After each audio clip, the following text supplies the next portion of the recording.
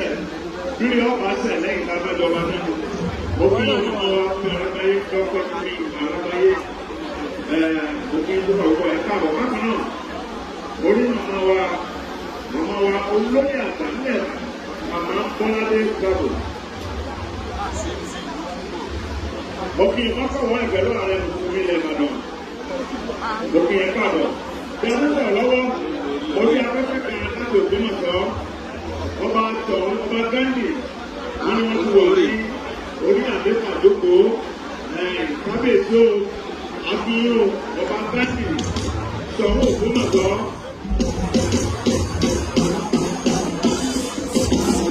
Thank you.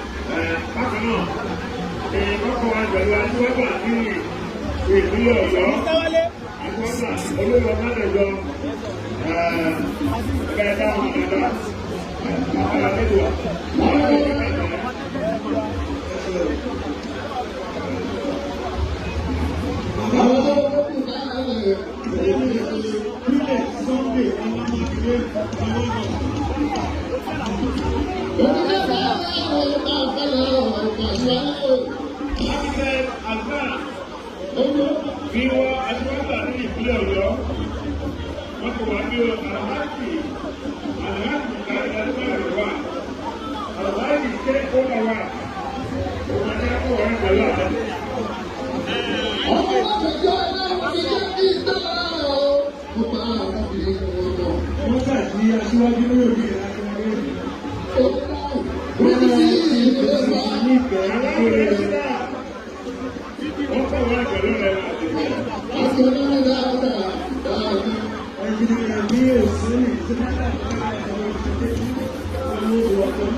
Professor Pauli láti kẹ́kọ̀ọ́ ìjọba ọ̀dọ́ olóyè lẹ́kọ̀ọ́ àti onígbàdà owó ìgbà ní ìdá wọ́n ti wọlé pẹ̀lú ọmọ tara mi. bàbá owó ìwé rẹ̀ wọ́n lọ bá ti níyì Akíntọ́lá SAN olóṣèlú owó àti ẹ̀ka ọ̀bọ̀ ní pàdé lábẹ́ ta ló lọ́wọ́ yìí.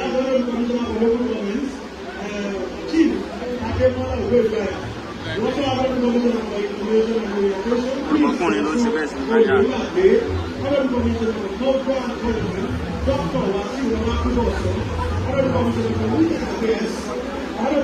ẹran àwọn akẹ́kọ̀ọ́ ní sílẹ̀.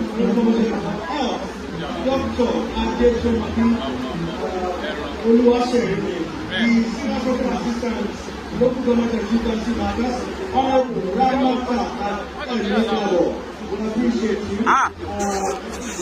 Exclusive! Exclusive! Exclusive!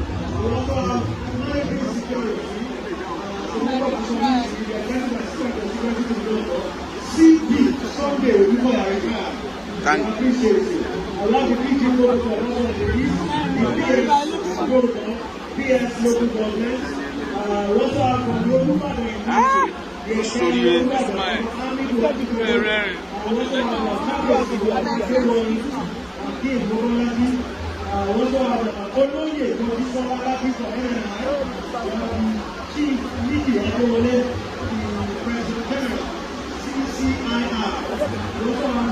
The representative of the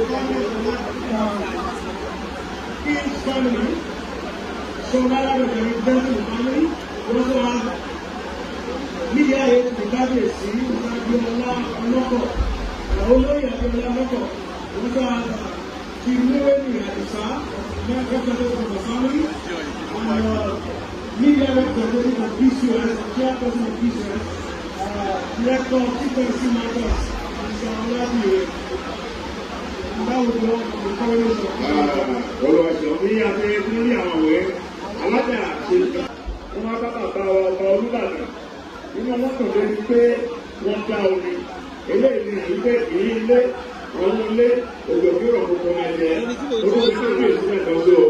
lọ́jọ́ àárín sí ní bàbá ẹ̀mí lè kiri akẹ́kọ̀ọ́ ló ti lọ́ba ẹ̀mí lè kiri ọkùnrin kì í bẹ̀ títí.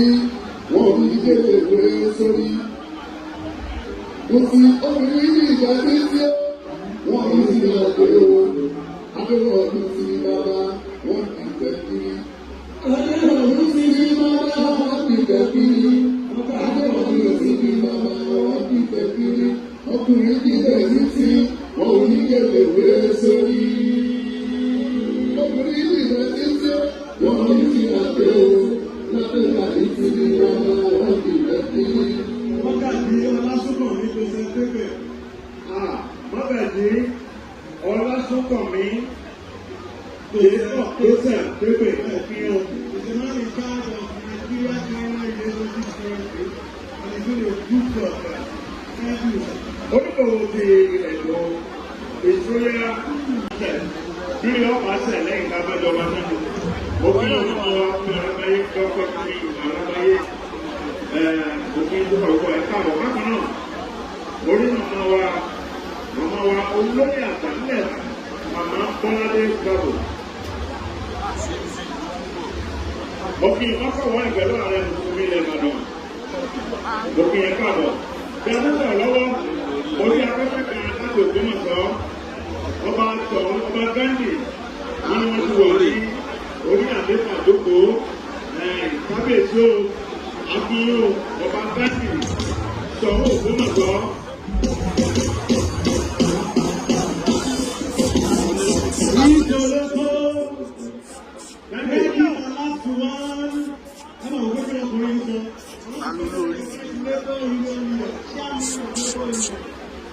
Thank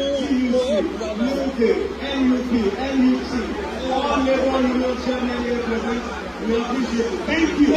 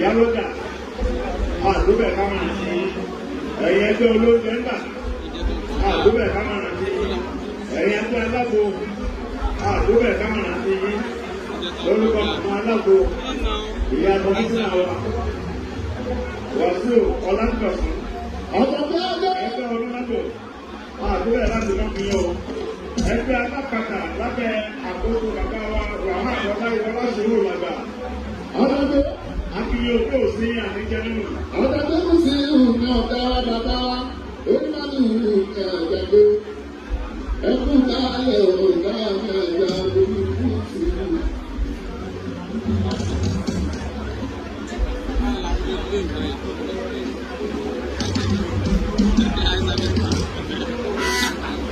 Ó tó ń sọ pé mo lè rí láyé.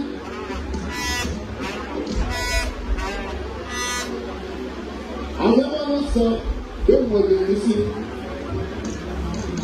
Wọ́n ní nǹkan tó sọ báyọ̀ ní ẹ̀rọ ìlú ti mọ̀. Kíyèsí ọlọ́run ò sọ bẹ́ẹ̀. Náà fi bìrì dànù. Àwọn sọ pé mo lè rí sí. Mo ní nǹkan tó sọ báyọ̀ ní ẹ̀rọ ìlú ti mọ̀. Àbúrò kíyèsí ọlọ́run ò sọ bẹ́ẹ̀. Mo kí màmá mi lẹ́ẹ̀kan sí i. Ṣẹ́kẹ́rẹ́ sí i. Mo máa wá lọ sí lọ́dọ̀ bẹ́ẹ̀ pé. Màmá wa. Ẹ ṣe máa lọ já mú báyìí. Mo kí yà má bẹ̀rẹ̀. Ẹ kú lọ́dọ̀. Ẹ lọ́ mi.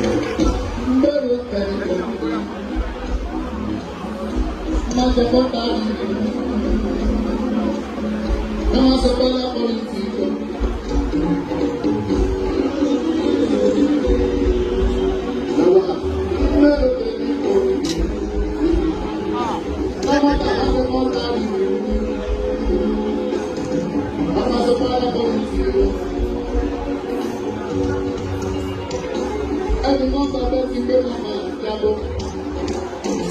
Tí mo bá fi tún nílé láti gbà. Wọ́n ọ̀rẹ́ mi máa tọ́ ra rẹ̀. Àmì olúwa ló ń bọ́ ní ọ̀rọ̀. Olúwa ní oṣù ojú mi. Olùkọ́ni wa lọ́dọ̀ ní ìkọ́ni mi. Máa bẹ wọ́n bá mi. Màmá sọ bá lápọ̀ ní ìsìnkú. Ṣé tó dé sí máa kú?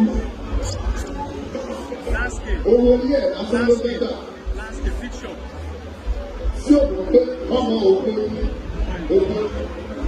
olókùn kẹ́mi èyí. Olúwa ní èso mi. Bẹ́ẹ̀ni o fẹ́ ọmọ mi. Báwo bá bá mi? Màmá sọ bá lápọ̀ ní ìsìn.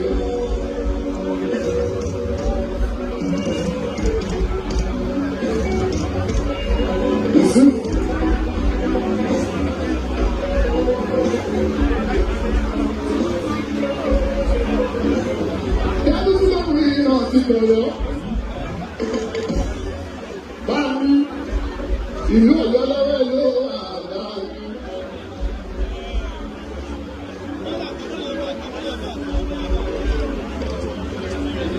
Báyìí ti rí àti rí lómi náà. Lọ́wọ́ dẹ́rù sí lómi náà. Bọ́lá àlè bá ìgbà dẹ́rù sí lómi náà. Ẹkú ìnáwó ọjọ́ sí ìyàgbọ́ òye. Bàbá mi lọ́lọ́ kú ìgbà ìgbẹ́ ìgbẹ́ ìnáwó.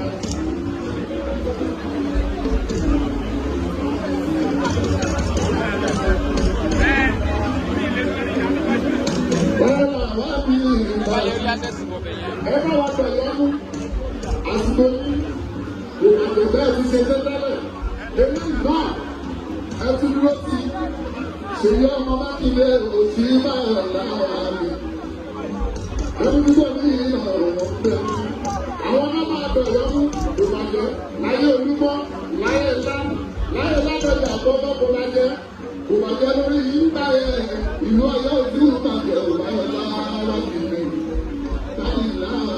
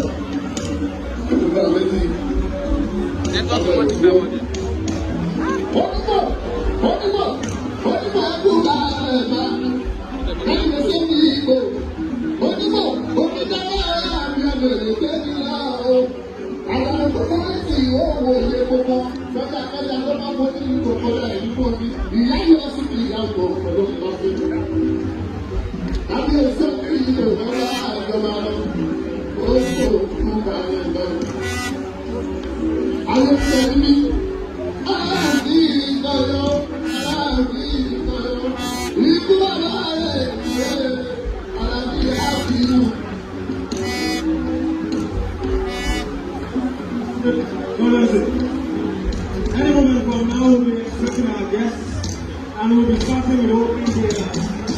So I'd like to invite forward for the Christian prayer and our prelate Sunday Olamide for the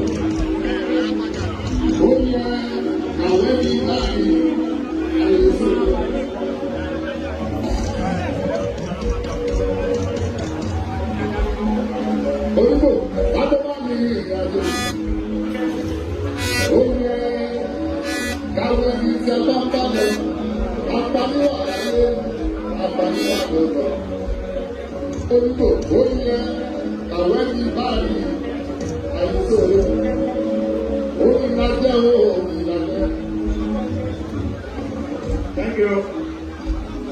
Bí Adésọ̀rọ̀ ìmáàmù ilẹ̀ Ìbàdàn, wọ́n ti wà ní ìdánilọ́gbà bá bẹ̀rẹ̀ pẹ̀lú àdúrà ní. Wọ́n kàn án torí ènìyàn lórí Ọlọ́run tí wọ́n wà fún wa lọ́wọ́ fún àdúrà àti àwọn oníṣẹ̀ṣe mẹ́tẹ̀ẹ̀ta ní mẹ́ta lọ́mọ. Ẹni tó tó mọ̀ fún máa ṣẹṣe, ẹni kó sí sí àyà rẹ̀ lò, ó wọ bẹ́ẹ̀ lò, bóyá kò wá lórí àti bẹ́ẹ̀. Àrùn bẹ̀rẹ̀ bẹ́ẹ̀. Àdúgbò àràbà àwọn ilẹ̀ Ìbàdàn bí wọ́n wà ń bẹ̀ wọ́n máa léwájú fún àwọn olùṣẹ̀ṣe àpapọ̀. Olùdókòwò ni wọ́n fẹ́ ṣàbíwò wà àdúrà àwọn àgbà o. While we await the traditional worshippers who will join us, Araba Ìbàdàn níbi kíbi tẹ́ lọ́wọ́ ẹ̀jọ́ ẹ wá síbi géètì bí àjẹkẹ wọlé Àràbálẹ̀ Ìbàdàn.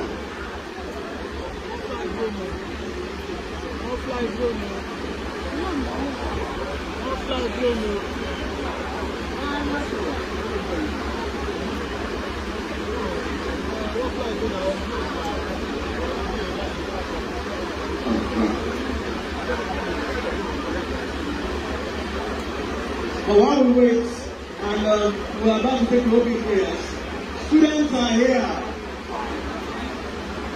Of the greatest Nigerian students, articulate Nigerian students, greatest Toto, greatest city, Gulu Gulu.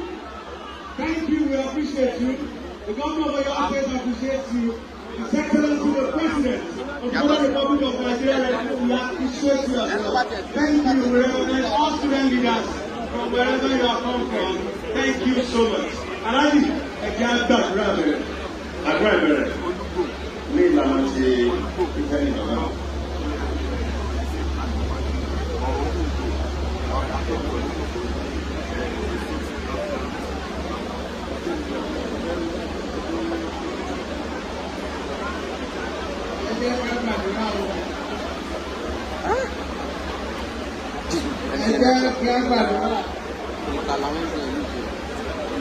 Olúwa adúlọ́pẹ́ ẹjẹ́kọ́sẹ̀ẹ́sẹ̀ fún ọmọ ní bàbá wa tí ó fi Olúbàdàn bọ̀bọ̀ yẹn bọ̀bọ̀ aláìsí náà bọ̀bọ̀ aláìsí bọ̀bọ̀ aláìsí bọ̀bọ̀ aláìsí bọ̀bọ̀ aláìsí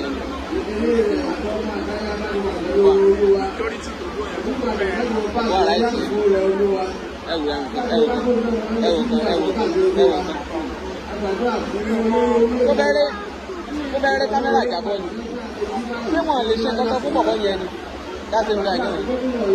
Sójà ní Olúwa ọba dúró ní àgbà lóko Olúwa èsì àwọn olóògùn rẹ̀ ọba dúró ní jáde Olúwa ní àsìkò ìjọba wa òṣìṣẹ́ ọlọ́dọ̀gbà ó kí ìdàgbà ṣe ẹgbẹ́ bọ́ọ̀sì Olúwa. Ṣébó náà ló wá máa ń mú kámẹ́rà kan.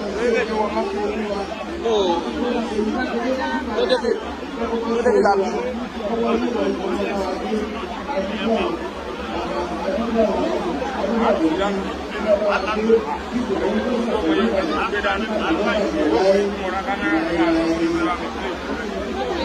Olúwa yóò mú àdúrà náà lọ sí ilé àti ẹgbẹ́ ká pé Kò tẹ̀ wá lọ rárá. òṣèlú lè má mú ilẹ̀ Ìbàdàn. Bàbá wa akọ ọkọ kékeré ní ìlànà ti ẹ̀sìn Islam Yorùbá pọ́nbélé. Ní orúkọ ọ̀gá wa ìlú ilẹ̀ Ìbàdàn. Bàbá wa akọ ọkọ kékeré àti kékeré òjòrè tí wọ́n máa ń kó gbogbo ìjọba àwọn Ìbàdàn náà pàpọ̀ sí ẹ̀kọ́ ìlú bàbá wa Olúbàdàn tuntun. Ọlọ́run ní sàkóso ìjọba yìí. Lẹ́yìn orí ìrúbẹ̀, kọ́lá orí ìrúbẹ̀, nígbà àwọn Ìbàdàn ní ọlọ́run náà jẹ́ ìgbà fún wọn. Látòrí bàbá wa àgbà tí wọ́n ní ẹgbẹ́ pẹ́sẹ́ntì wa àti gbogbo ìjọba lórí ilé ẹgbẹ́ tó wá ní ìlú mọ́nà ní sàbájú bàbá wa dọ́kítà lẹ́yìn tí gbogbo ìwé ní ìsàwọ̀ ọ̀gbọ́n ní sàbájú ìjọba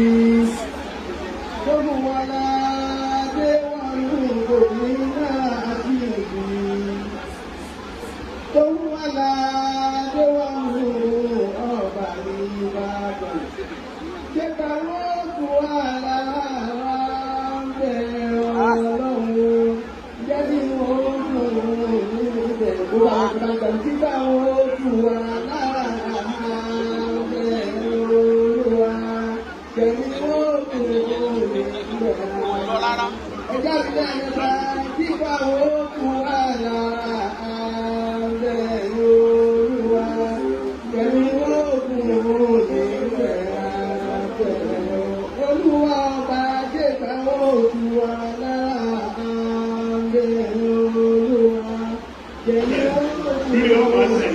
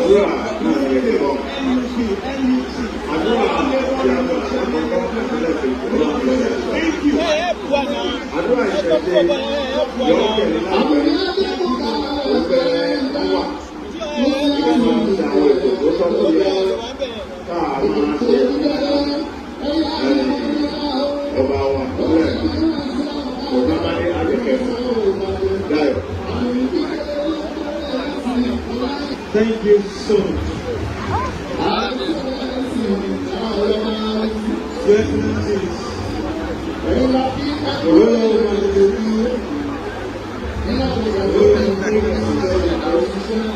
distinguished guests, sons and daughters of illustrious guests from ladies and gentlemen. This will profound form of gratitude and a deep sense of history. I want to give of making it. According to the 44th Olubadan of Ibadan, His Imperial Majesty, Ọba Rashidi Adébọ̀dé Ládọjà Àdìsá the first. Ẹ dákun bá pariwo kábíyèsí o. Kábíyèsí. Today, Friday, September 26, 2025, will be written in gold ink in the annals of Ibadan history. And I dare to say Nigerian history. For on this day, we're not only here to celebrate the enthronement of just a new monarch, but also to reaffirm the timeless traditions, unity, and resilience of a people whose story has shaped the political, cultural, and social destiny of Yoruba land and Nigerian land. If you allow me to speak about the institution of Yoruba land, it's not about wealth, it's about seniority, about who, after several years, stays on the line and manages to wear the crown. In Ibadan, we don't fight for crowns. In Ibadan, we know who is next. And that's why they call us in Ibadan, oh my God, Ibuyo. Because when you announce the death of an Ibadan, we know who is the next Ibadan. And so to celebrate our land, we are here not just to crown a new monarch. We are here to celebrate an enduring culture. And so once again, wherever you are, ẹ̀dá pẹ̀lú àmìkàríwò kábíyèsí o. Ìbàdàn, you want me to see you. Ìbàdàn, you want me to see you. Bàbá tí wàá pẹ̀lú wa lónìí rẹ̀. Bàbá tí wàá pẹ̀lú wa lónìí rẹ̀. Ìbàdàn o. Báyọ̀ ló ní kọ́rẹ́nsì yọ̀ ọ́. Ṣé bàbá ọ̀dọ́rẹ́bù? The Excellencies, while we await the number one citizen of Nigeria,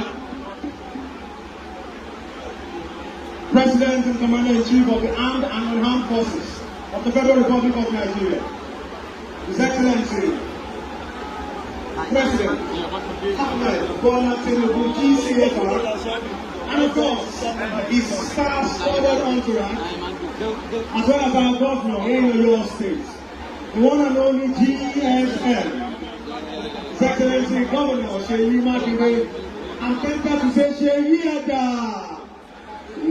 Oya 1, 2, 3, 4, 5, 6,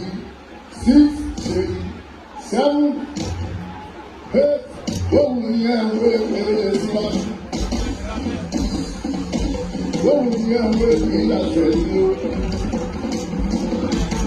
ṣé Mákindé lábàá ìlú wa onímọ̀ òun làwọn Ọ̀yọ́ fẹ́ òyìnbó sáà lẹ́kọ̀ọ́ wọn bóun ní ẹ̀wọ́ èdè ìlọsíwájú bóun ní ẹ̀wọ́ èdè ìlọsíwájú èyí Mákindé lábàá ìlú wa onímọ̀ òun làwọn Ọ̀yọ́ fẹ́ òyìnbó.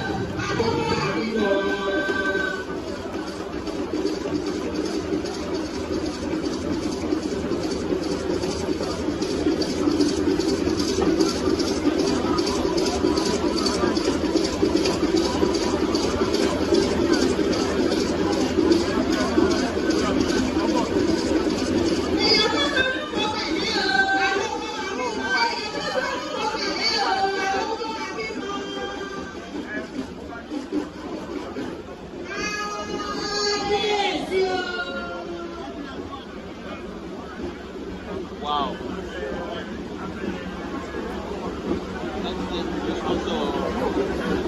Ah.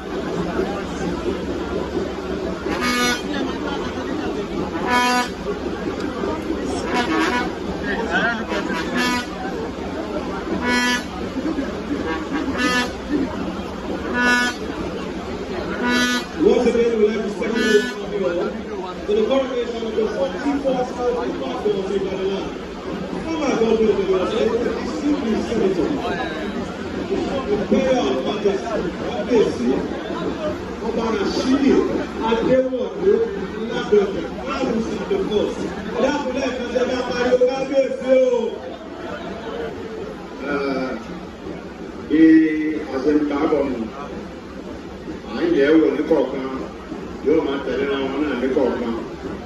Wọ́n wẹ́ pé gbogbo àwọn táwa pé bó orú bá mú wa bí a dúró sí tàbí à ń làágùn.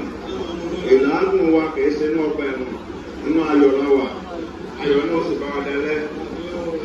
Mi ò lè ṣàìfún kí màmá wa o, mi ò lè ṣàìfún màmá wa o. Orí wọn ṣe gbogbo méje ọwọ́ ní ìṣà. Tún kí olùdarí Fọláṣadé Ògúnwùsì, Mọ̀sẹ̀ kábíyèsí o.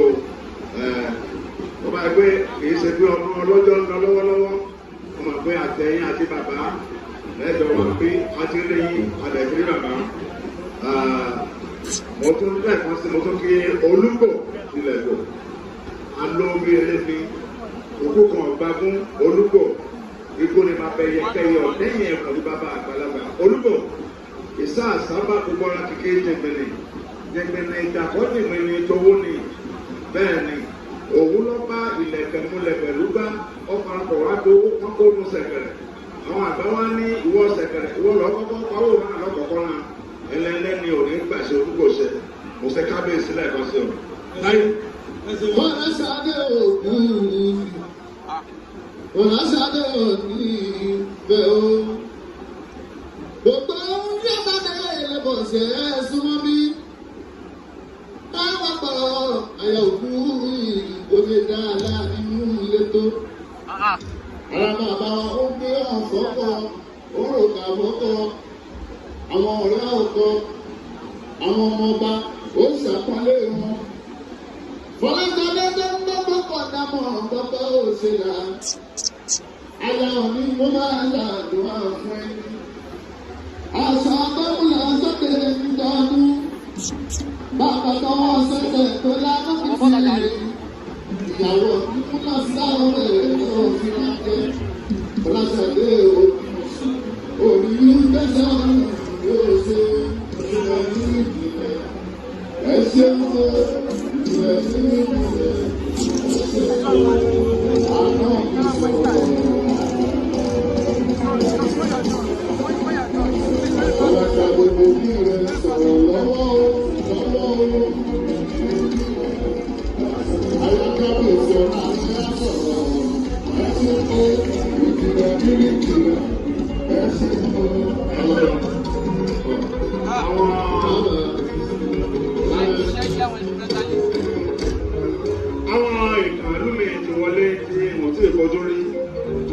Ṣùgbọ́n àti mo ti rí náà mo ti sọ, mo sì ń retí ìwé torí pé bí àwọn oní nǹkan bá ti dé tó wọ́n ti ṣe kí mọ́lá àgbọ̀nrín àti tọ́kọ́ ike lẹ́ẹ̀kan sí mo kí olúwo ọba àbúrọ̀ṣe ẹrúwọ̀n mo kí ọba gáńdì lẹ́ẹ̀kan sí o mo kí yọ kábíyèsí àbí ọ̀pẹ lórí o rògbẹ̀rẹ̀ lọ́pẹ́ lọ́wọ́ yẹn.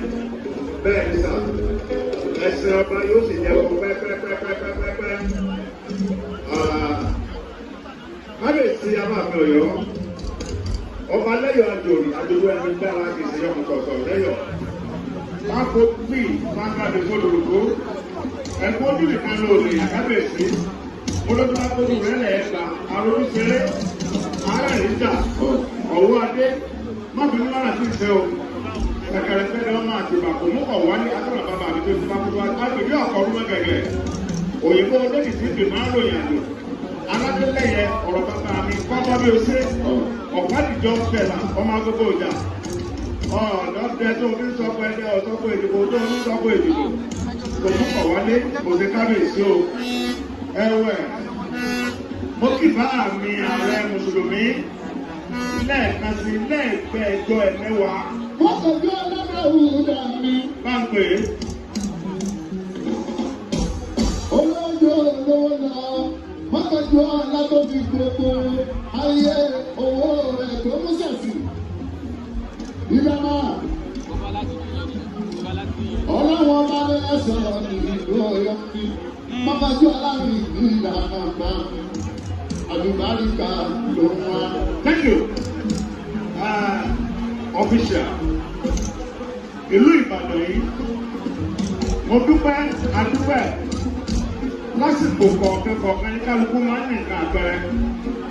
Àsìkò tí Barrister Níyì Ajéwọlé tó fi ààrẹ pé ọmọ bíbí ilẹ̀ Ìbàdàn CCII tí wọ́n lo sáà kejì lọ. Àkókò rẹ̀ ní ilẹ̀ Ìbàdàn wù ń bàdàn.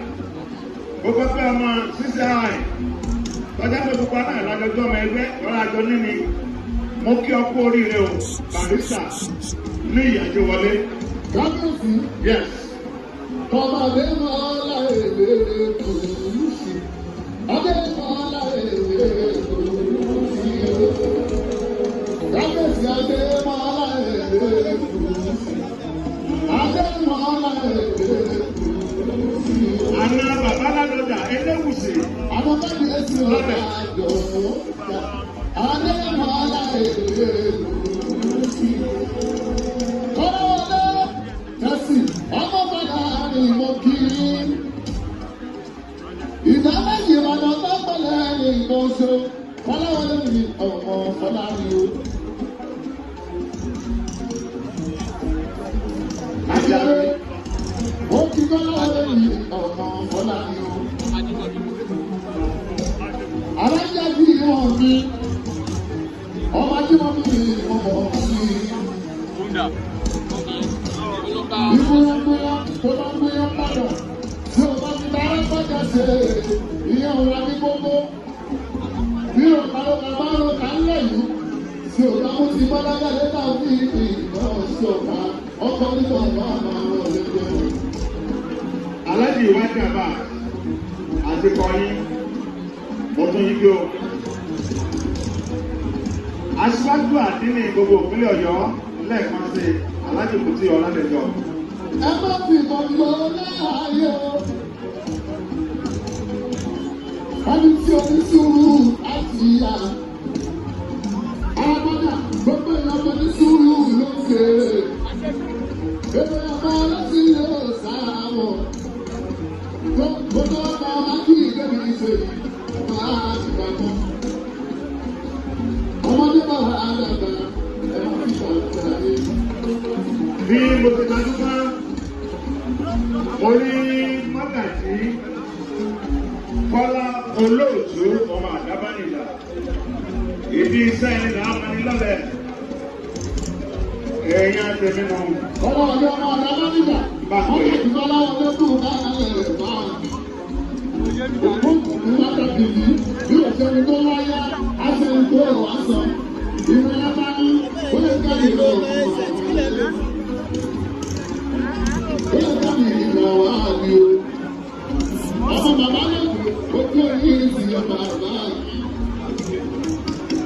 wọ́n lè ká bá sọ̀rọ̀ lẹ́yìn tí òfin rẹ̀ wọ́n á tún àfẹ́ okùn mi fẹ́ láàrin ọ̀gá fún òṣìṣẹ́ ọkọ̀ àlọ́ àṣekú bàbá ojú bẹ́ẹ̀ dáhùn ọmọ yìí. Ayọ̀ gbogbo rẹ̀ lọ wẹ́rẹ́wẹ́rẹ́ náà ni. Lẹ́nìí, ara òní ni wọ́n fara kì í ní àti ọ̀bàlẹ̀. Àwọn àgbà tí wọ́n bá ní kí ara òní wọn o. Bí ọlọ́run ti fún adé ojú ọjọ́ ní, ojú ọjọ́ kúrégé. Ẹ bá ṣe làákà yọ̀mọ̀ pé ọba tó rọrùn yọnu sí lọ́ba. Àwọn tí àmọ́ lọ́rùn àmọ́ lọ́rùn. Àwọn ìyálọ́jà àmọ́ lọ́rùn. Àwọn aṣẹ́wó kárùwà wọ́n máa lọ́rọ̀. Àwọn alẹ́ ìtura wọ́n máa lọ́rọ̀. Àwọn onímọ́tò wọ́n máa lọ́rọ̀. Ọmọ ìyálọ́jà wọ́n máa lọ́rọ̀. Àwọn ọmọ ìlú fẹ́.